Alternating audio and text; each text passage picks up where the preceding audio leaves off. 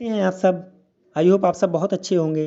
दोस्तों आज हम आपको बताएंगे यूपी में होने वाले हल्ला बोल यानी कि 2 चाइल्ड पॉलिसी के बारे में कि ये क्या है और इसके दो लोगों को क्या नुकसान और क्या फ़ायदे हो सकते हैं।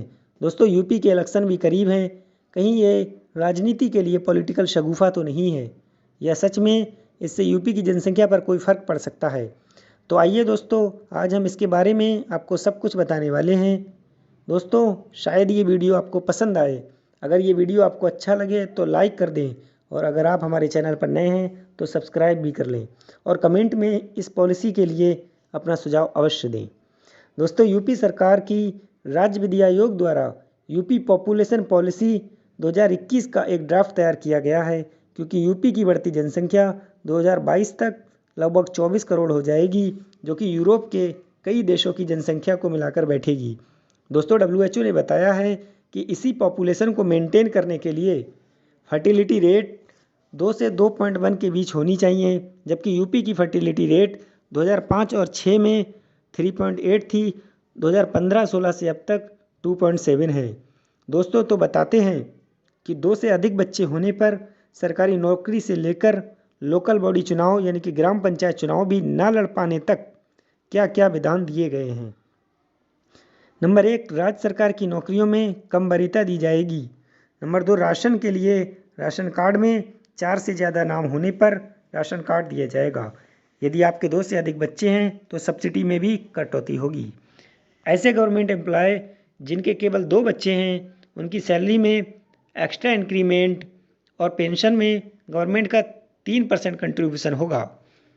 राज्य विधि आयोग के अध्यक्ष AN मित्तल ने बताया कि अगर BPL फैमिली में कोई एक बच्चे के बाद नसबंदी करा लेता है तो उसे 1 लाख रुपए तक की धनराशि दी जाएगी, और साथ ही ग्रेजुएशन तक बच्चे की शिक्षा और चिकित्सा राज्य सरकार कराएगी, और मेडिकल तथा इंजीनियरिंग कोर्सेज में एडमिशन में बच्चे को वरीयता दी जाएगी। जो व्यक्ति इस पॉलिसी के अंतर्गत नहीं आएगा यानी कि जिसके 2 से अधिक बच्चे होंगे उसे लगभग 77 सरकारी योजनाओं से वंचित कर दिया जाएगा।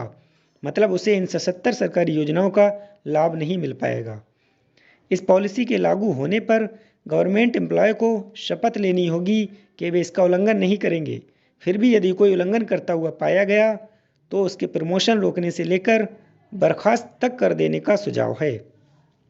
जो व्यक्ति गवर्नमेंट एम्प्लॉय नहीं है और वह 2 बच्चे मेंटेन करके रखता है तो उसको मकान आवंटन, home loan, taxes on water आदि में वरीयता दी जाएगी।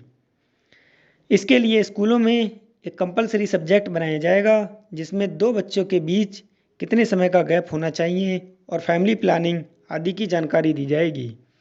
इस पॉलिसी में आने वाले फंड से वुमेन केयर सेंटर बनाए जाएंगे। इस पॉलिसी का उल्लंघन करने पर किसी भी पनिशमेंट का प्रावधान नहीं है, लेकिन जो व्यक्ति इस पॉलिसी का उल्लंघन करेगा उसे अतिरिक्त सुविधाओं से वंचित कर दिया जाएगा। ये पॉलिसी पारित होने के 1 साल बाद लागू की जाएगी।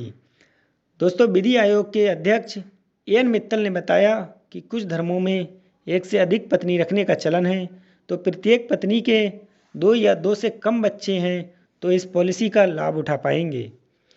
दोस्तों आपको क्या लगता है यूपी इकलौता ऐसा राज्य है जो जनसंख्या नीति लागू कर रहा है?